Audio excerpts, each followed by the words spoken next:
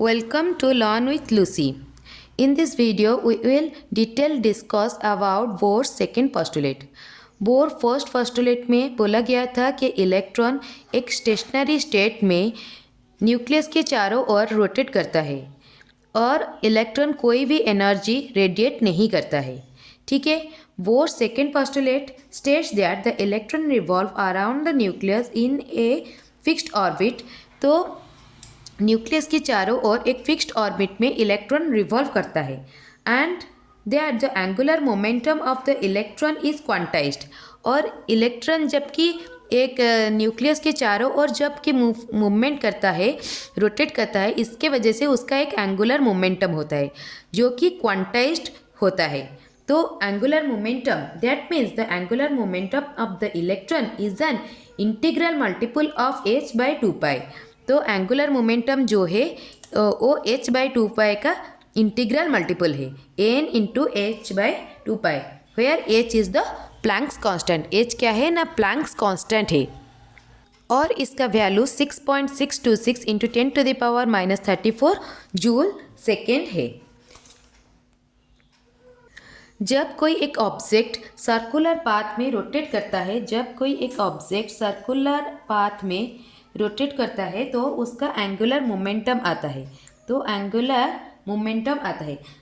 Momentum is the rotational analogue to the linear momentum. मतलब जैसे कि हम लोग लीनियर पाथ में जब कोई एक ऑब्जेक्ट मूव करता है तो ये क्या होता है ना, उसका लीनियर मोमेंटम निकलता है. तो कोई एक ऑब्जेक्ट अगर सर्कुलर पाथ में रोटेट करता है तो उसको बोलते हैं ना एंगुलर मोमेंटम. ये लीनियर मोमेंटम का एनालॉग है.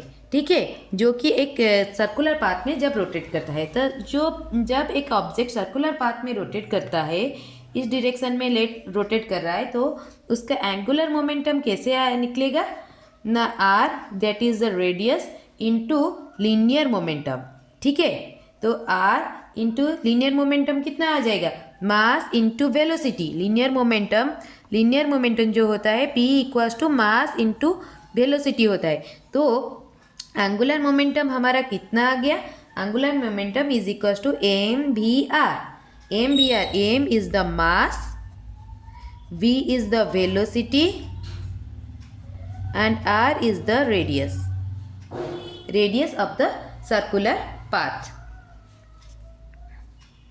तो Bohr's second postulate states that the electron revolve around the nucleus only in those orbits for which the angular momentum electron उसी ऑर्बिट में रोटेट करेगा जिसका कि angular momentum is some integral multiple of h/2π, where h is the Planck's constant, that is 6.63 into 10⁻⁻34 joule per second.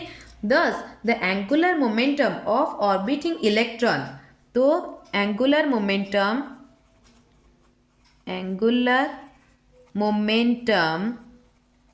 of orbiting electron, मतलब जो electron orbit में move कर रहा है उसका एंगुलर मोमेंटम कितना आ जाएगा, L इक्वल्स टू ANh/2π का क्या है, integral multiple of h/2π, nh/2π.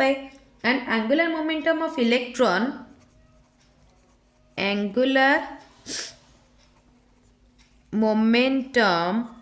Electron जो ऑर्बिट में मूव कर रहा है उसका एंगुलर मोमेंटम इतना होगा. कोई एक ऑब्जेक्ट सर्कुलर पाथ में अगर रोटेट कर रहा है उसका एंगुलर मोमेंटम कितना होता है, mvr.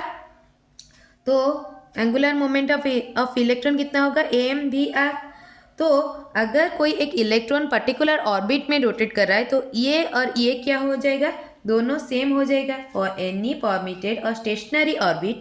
तो जो कि पहला वाला पोस्टुलेट है कि पहला वाला पोस्टुलेट क्या था, electron rotate in a stationary orbit. तो स्टेशनरी ऑर्बिट में क्या हो जाएगा ना, mvr is equals to nh/2π, where n is any positive integer that is 1, 2, 3 etc. इसको बोलते हैं प्रिंसिपल क्वांटम नंबर। ये वाला बोलते हैं, ये इसको बोलते हैं क्या? Principal quantum number. Principal quantum number, ठीक है, इसको बोलते हैं प्रिंसिपल क्वांटम नंबर। क्यों बोलते हैं? क्योंकि जब इलेक्ट्रॉन एक ऑर्बिट के चारों ओर घूमता है तो उसका एंगुलर मोमेंटम क्या होता है ना, क्वांटाइज्ड हो जाता है। उसका एंगुलर मोमेंटम क्या हो जाता है ना, क्वांटाइज्ड हो जाता है। क्वांटाइज्ड हो जाता है, और क्वांटाइज किससे होता है ना, h/2π से होता है। इसको बोलते हैं प्रिंसिपल क्वांटम नंबर, ठीक है।